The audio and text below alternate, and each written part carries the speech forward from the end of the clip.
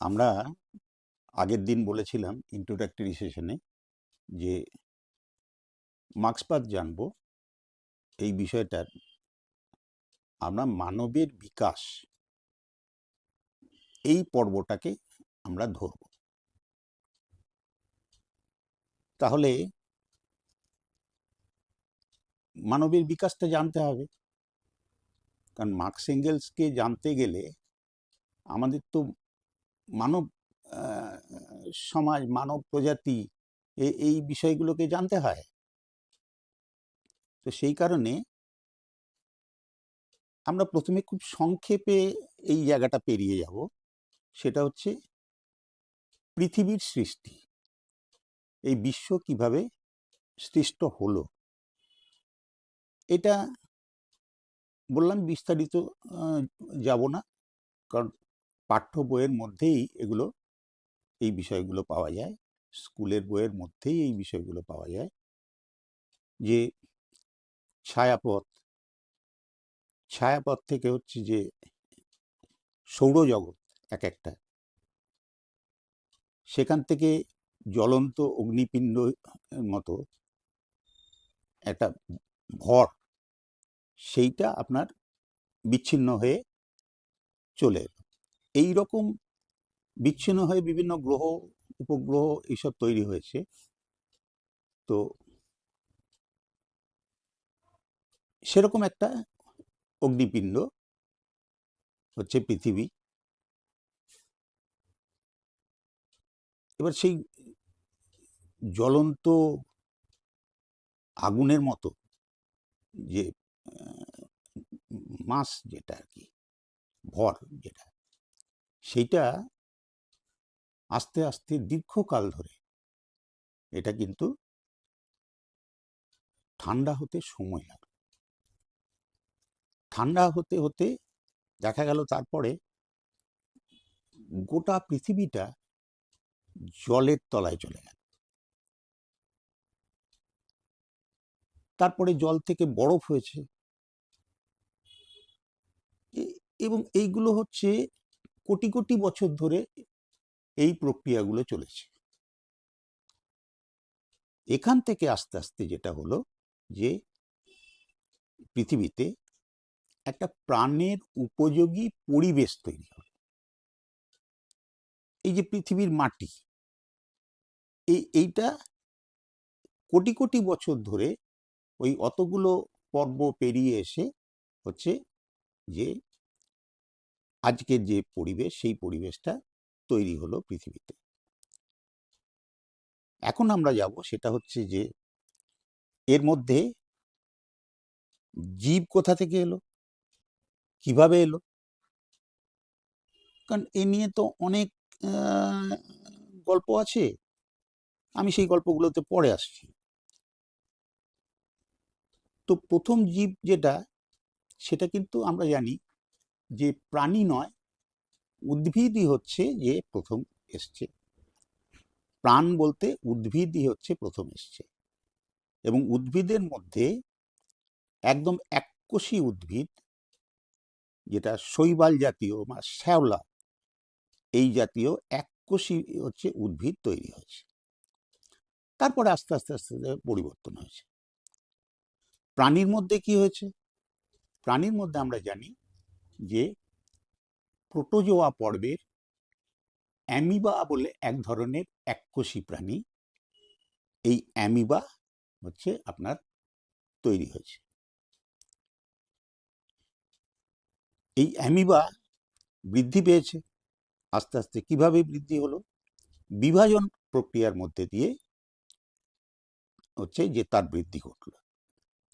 দ্বিবিভাজন হয়েছে, মানে অর্থাৎ একটা অ্যামিবা আস্তে আস্তে আস্তে আস্তে একটা বিশেষ প্রক্রিয়ার মধ্যে দুটো ভাগে ভাগ হয়ে গেল, এবং এই একটা জায়গা ছোট হতে হতে হতে আপনার যেটা দাঁড়ালো সেটা হচ্ছে যে সেইখানটা কেটে গেল, এবং মাঝখানে নিউক্লিয়াসটা এলো মাঝখানে। নিউক্লিয়াসটা কিন্তু দুটো ভাগে, দুটো অংশে চলে গেল। তাহলে দুটো অ্যামিবা তৈরি হলো। এটা যেমন একটা। আরেকটা হচ্ছে বহুকোষ বিভাজন। এই বহুকোষী বিভাজন এইটা মূলত হয়েছে যেটা প্রথম, সেটা হচ্ছে যে এই অ্যামিবা জলের মধ্যে থাকলে তার ভালো থাকে, সে ঠিকঠাক থাকে, কিন্তু যখন এই জলটা শুকিয়ে আসছে, মাটি বা কাদার মধ্যে থেকে যাচ্ছে, সেটা শক্ত হচ্ছে, তখন কিন্তু এই অ্যামিবা নিজেকে একটা সিস্ট ফর্ম করছে, ওপরে একটা শক্ত আবরণ, সেই আবরণের মধ্যে সে থাকছে, দীর্ঘকাল এভাবে থেকে যাচ্ছে। আবার যখন অনুকূল পরিবেশ তৈরি হচ্ছে, সেই অনুকূল পরিবেশের যখন সে আসবে, তার আগে ওই সিস্টের ভেতরে অ্যামিবা অনেকগুলো ছোট ছোট ছোট ছোট কোষ তৈরি হলো ভেতরে। এটা বহুকোষী বিভাজন।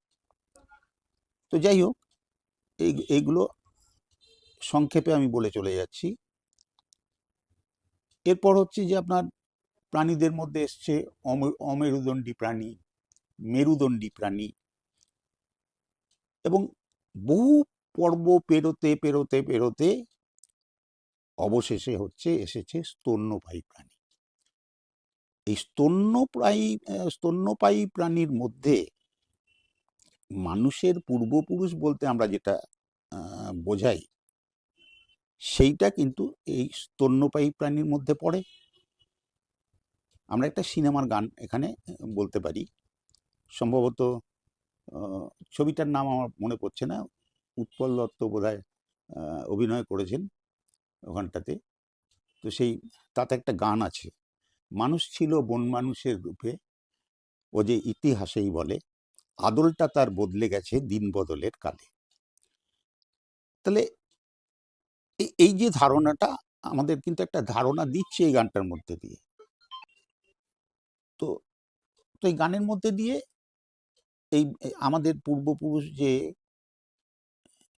বন মানুষ জাতীয় একটা ব্যাপার ছিল, সেরকম একটা এসেছে, যদিও সঠিক বন মানুষ বলবো না, এপ জাতীয় এক ধরনের বানর, যে বানর থেকে মানুষ, এই যে বিবর্তনটা, সেটা কিন্তু এই এপ থেকে, এপ জাতীয় যে বানর, সেখান থেকে যুগ যুগ ধরে, বহু যুগ ধরে বিবর্তনের মধ্যে দিয়ে হচ্ছে আধুনিক মানুষের উদ্ভব হয়েছে। কিন্তু মজার ব্যাপারটা দেখতে হবে যে বিভিন্ন ধর্মগুরু বলুন বা হচ্ছে আপনার সেই সময়কার যারা দার্শনিক ছিলেন, তারা হচ্ছে মানুষের উদ্ভব সম্পর্কে বিভিন্ন রকমের ব্যাখ্যা দিয়েছে। যেমন ধরুন, খ্রিস্ট ধর্মের কথা যদি আমরা বলি, তাহলে হচ্ছে কি বলা হচ্ছে যে ঈশ্বর প্রথমে আদম এবং ইভ এই নামে দুই নরনারীকে সৃষ্টি করলেন। তারা নিষিদ্ধ জ্ঞান বৃক্ষের ফল খেলো, আর সেখান থেকেই হচ্ছে মানব সভ্যতা গড়ে উঠল। চার্চের পুরোহিত যারা ছিলেন, তারা কিন্তু এই তত্ত্বটাই প্রচার করতেন। আমাদের দেশে আবার হিন্দু ধর্মের মধ্যে যেসব ধারণা আছে, সেটা হচ্ছে ব্রহ্মা হচ্ছে দেবতা, ব্রহ্মা তিনিই হচ্ছেন সৃষ্টিকর্তা, এবং বলা হচ্ছে এটা যে এই ব্রাহ্মণরা তৈরি হলো ব্রহ্মার মুখ থেকে, বাহু থেকে তৈরি হলো সেটা হচ্ছে ক্ষত্রিয়, উরু থেকে বৈশ্য, আর পা থেকে শূদ্র। আর এই তত্ত্ব থেকেই হচ্ছে কিন্তু বর্ণাশ্রম প্রথার সৃষ্টি পরবর্তীকালে। এমনি অন্যান্য বিভিন্ন রকমের ব্যাখ্যা আমরা ধর্মমতগুলোর মধ্যে যদি যাই, তাহলে কিন্তু আমরা দেখতে পাবো। কিন্তু বিজ্ঞানীরা কি বললেন? বিজ্ঞানীরা প্রমাণ করলেন যে প্রকৃতির মধ্যে প্রতিনিয়ত পরিবর্তন ঘটছে, এবং সেই পরিবর্তনের মধ্যে প্রাণের উদ্ভব, উদ্ভিদ প্রাণী ইত্যাদি যা বললাম, এই বিবর্তনের মধ্যে দিয়ে আদিম মানুষ, আর আদিম মানুষ থেকে আধুনিক মানুষ। বহু বিজ্ঞানী হচ্ছে যে এই বিষয় নিয়ে চর্চা করেছেন, গবেষণা করেছেন, প্রমাণ আবিষ্কার করেছেন।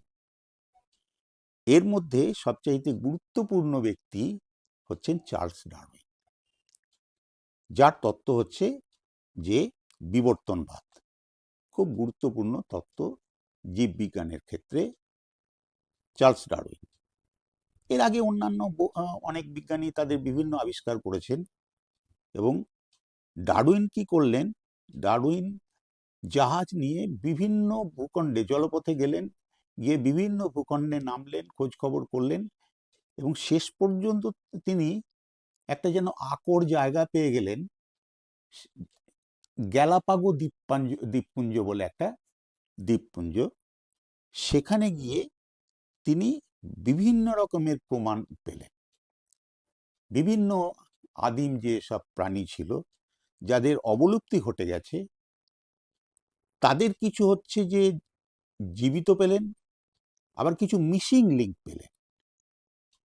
আমরা জীবাশ্ম বলি, জীবাশ্ম পেলেন, ফসিল। এবং সেই সবগুলো দিয়ে হচ্ছে যে আপনার তিনি এই বিবর্তন তত্ত্ব তিনি উপস্থাপিত করলেন। কিন্তু মুশকিলটা হলো, এটা তো এখন বলা যাবে না। ওই জন্য ডারউইন কিন্তু নিষিদ্ধ হয়ে গেছে।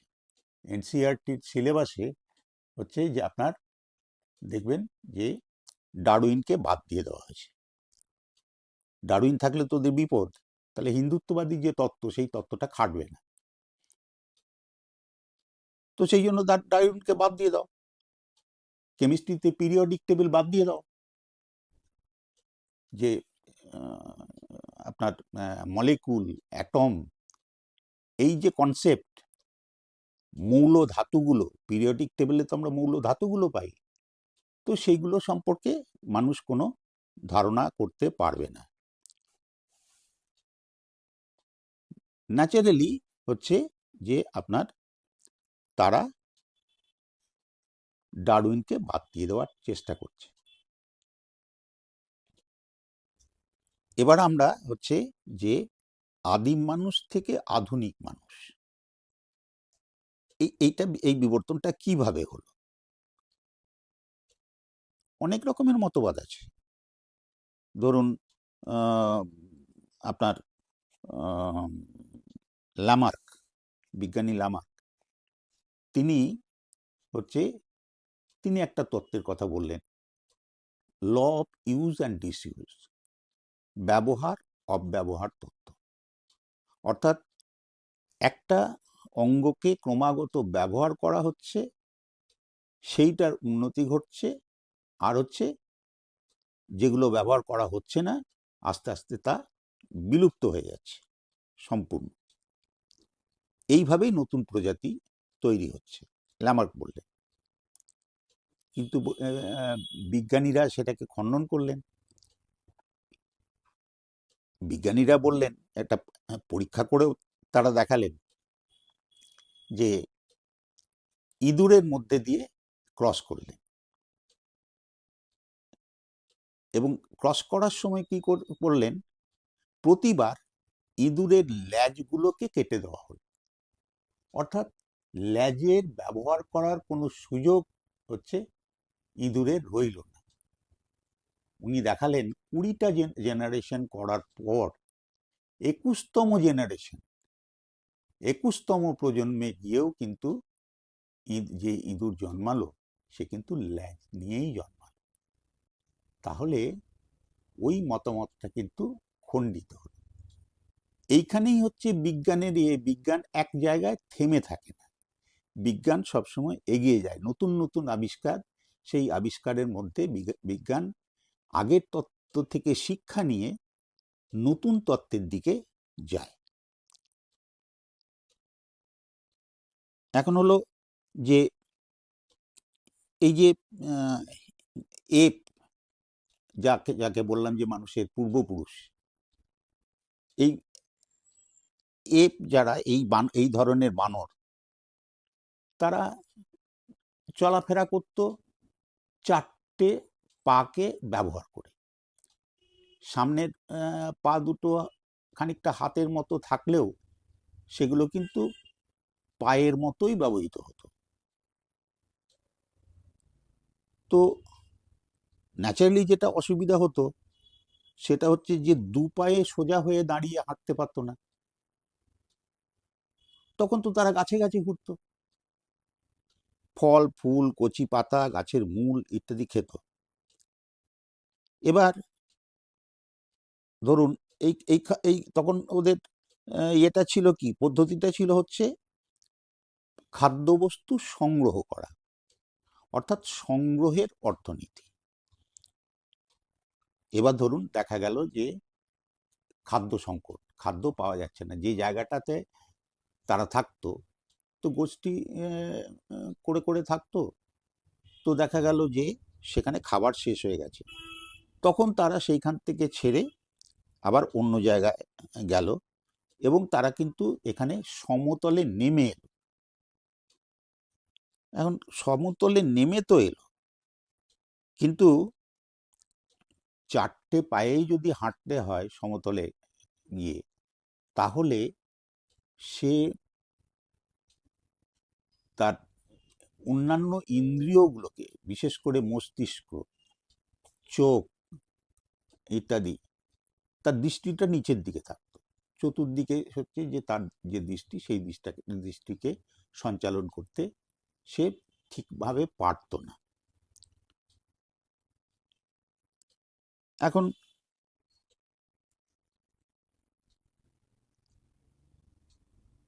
আস্তে আস্তে হচ্ছে যে শরীরের বিকাশ বা মস্তিষ্কের যে বিকাশ যেটা হওয়ার কথা, সেইটা আটকে থাকত, সেই বিকাশটা ঘটতো না।